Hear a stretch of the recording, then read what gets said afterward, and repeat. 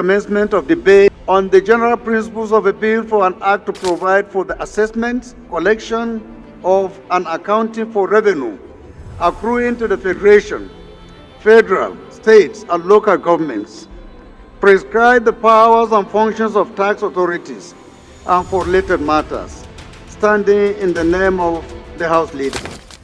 I would like to begin by thanking Mr. President for the courage to address this issue of reforming the tax sector, so to put it. It's been there, multiple collection, multiple diversion, and so forth, but he had the courage to, for the first time, bring a bill in here to deal with the problem. The focus of the tax reform bill, essentially, to ensure a total overhaul and modernization of the tax system, which is chronically outdated and one of the most backward on earth. Second, to drive Nigeria's economic transformation, a transformation that we've all been part of, trying to reposition, refocus, and redirect the processes of production, accumulation, and exchange in order to improve the lives of the ordinary person. This will cure that lacuna and deliver sustained and inclusive growth, equity and efficiency, and sustainable development in our country. Nigerians have a lot of concern,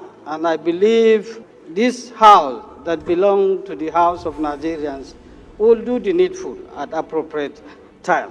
Mr. Speaker, Section 146 proposes a gradual increase from the current 7.5% to 10% this year, then next year to 12.5% on VAT. The government have to also look at the economic hardship Nigerians are facing. So government have to look at that. The National Assembly has to look at ways, if there's any way we can even reduce the tax so that Nigerians can have a lot of opportunities. When we look at any piece of legislation being proposed by the executive, especially as minorities, we ask ourselves, how does this law make life easier for the common man?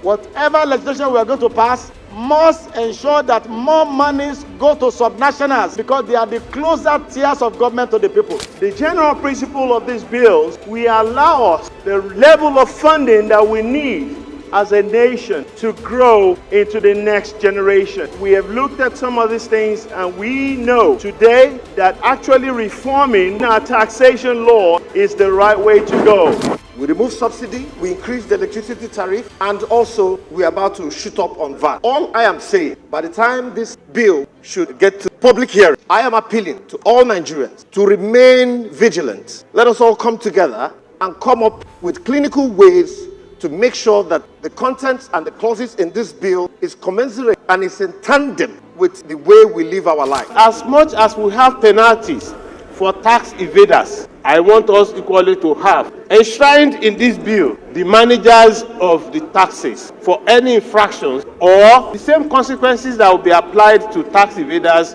Government should equally bear the same consequence. In return, taxpayers will be so happy and glad to pay taxes when they see the reason they are paying these taxes. Section 75 gives the president unlimited powers, and this is dangerous in this our climb, and it has to be defined clearly.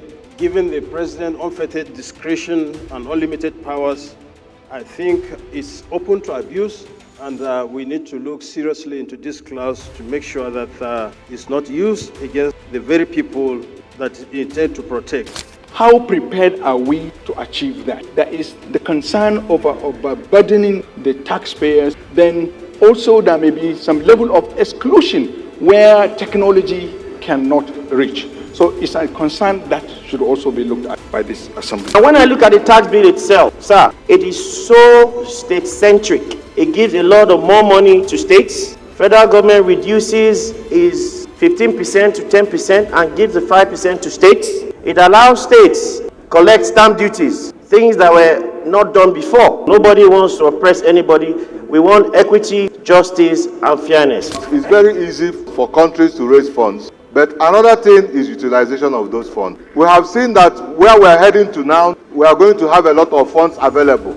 But please, I'm begging, I'm pleading that these funds, if generated, should be properly utilized to solve the problem of our basic needs.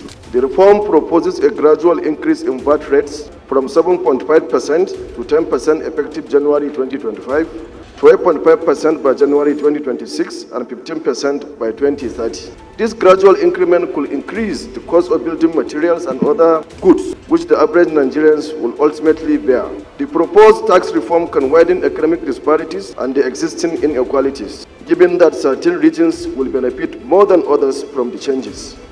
For example, states that receive more VAT than they contribute might face challenges under the new allocation model. In light of the above, and considering the resentment these provisions have elicited from my constituents and other concerned Nigerians, I find it extremely difficult to support these bills. Mr. Speaker, I so submit. We have incremental tax contained in the tax administration law, which is actually the one that appears to be contentious amongst the four. The question one will ask, rather than have tax increase, is it impossible for us to have a decrease of tax? And the answer is no. From all the indices we have seen from the government, including indices that has to do with reduction of inflation, we can have decremental VAT in this bill. It is possible.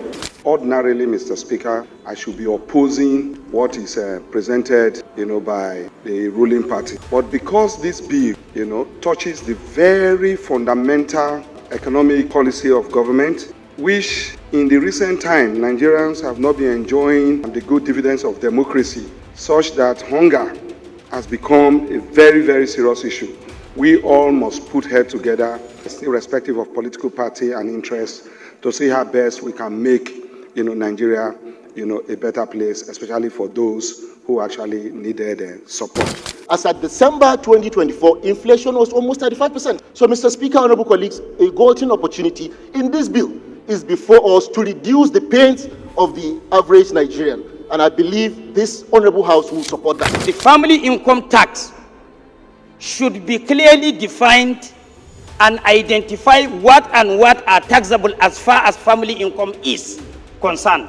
And the inheritance clause must be clearly written for every Nigerian to see that inheritance should not, at whatever level of influence, be part and parcel of taxes to be deducted when and wherever the need arises.